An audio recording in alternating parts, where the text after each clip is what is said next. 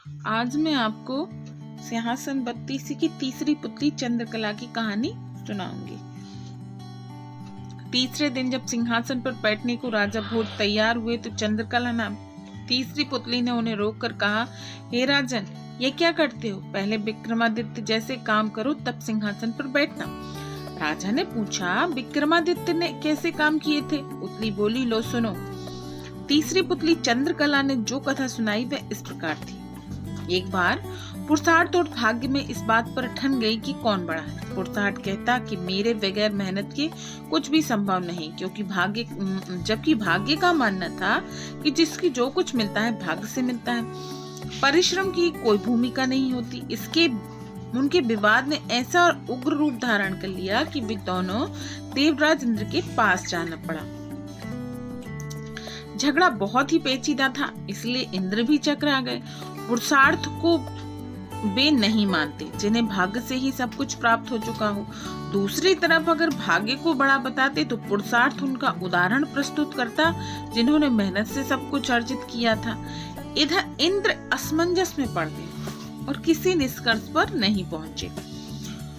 काफी सोचने के बाद उन्हें विक्रमादित्य की याद आई। उन्हें लगा कि सारे विश्व में इस झगड़े का समाधान सिर्फ वही कर सकते हैं। उन्होंने पुरुषार्थ और भाग्य को विक्रमादित्य के पास जाने के लिए कहा।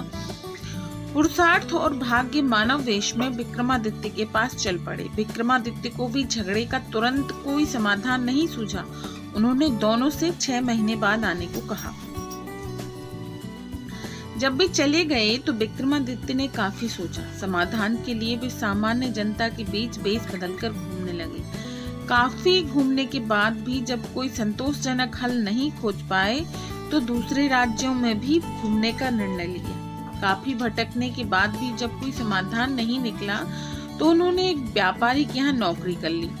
व्यापारी ने उन्हें नौकरी उनके यह कहने पर दी थी कि जो काम दूसरे नहीं कर सकते वे कर देंगे। कुछ दिनों बाद वह व्यापारी जहाज पर अपना माल लादकर दूसरे देशों में व्यापार करने के लिए समुद्री रास्ते से चल पड़ा। अन्य नौकरों के अलावा उसके साथ विक्रमादित्य भी थे। जहाज कुछ ही दूर गया होगा कि भयानक तूफान आ गया। जहाज पर सवार लोगों में भय और हताशा की लहर दौड़ गई। किसी तरह जहाज एक टापू के पास आया और वहां लंगर डाल दिया गया। जब तूफान समाप्त हुआ तो लंगर उठाया जाने लगा, मगर लंगर किसी ने उठाए ना उठा। अब व्यापारी को याद आया कि विक्रमादित्य ने यह कहकर नौकरी ली थी कि जो कोई नहीं कर सकेगा वे कर देंगे। उसने विक्रम से लंगर उठाने को कहा। लंगर उसने आसानी से उठा लिया। लंगर उठते ही जहाज तेज गति से बढ़ गया, लेकिन टापू पर विक्रमादित्य छूट गए। उनकी समझ में नहीं आया क्या किया जाए। द्वीप पर घूमने फिरने चल पड़े। नगर के द्वार पर एक पट्टिका टंगी थी जिस पर लिखा था, वहां की राजकुमारी का विवाह पराक्रमी विक्रमादित्य से होगा। वे चलते चलते महल तक पहुंचे। राजकुमारी उनका परिचय पाकर खुश हुई। दोनों का विवाह हो गया। कुछ समय बाद वे कुछ सेवकों को साथ ले अपने राज्य की ओर चल पड़े। रास्ते में विश्राम के लिए जहां डेरा डाला गया वहां एक सन्यासी से उनकी भेंट हुई। सन्यासी ने उन्हें एक माला और एक छड़ी दी। उस माला की 2 विशेषताएं थीं। उसे पहनने वाला अदृश्य होकर सब कुछ देख सकता था तथा गले में माला रहने तक उसका हर कार्य सिद्ध हो जाता। छड़ी से उसका मालिक सोने से पूर्व कोई भी आभूषण मांग सकता था। सन्यासी को धन्यवाद देकर विक्रमादित्य अपने राज लौटे। एक उद्यान में ठहरकर संग आए सेवकों को वापस भेज दिया तथा अपनी पत्नी को संदेश भिजवाया कि शीघ्र ही वे उसे अपने राज्य बुलवा लेंगे।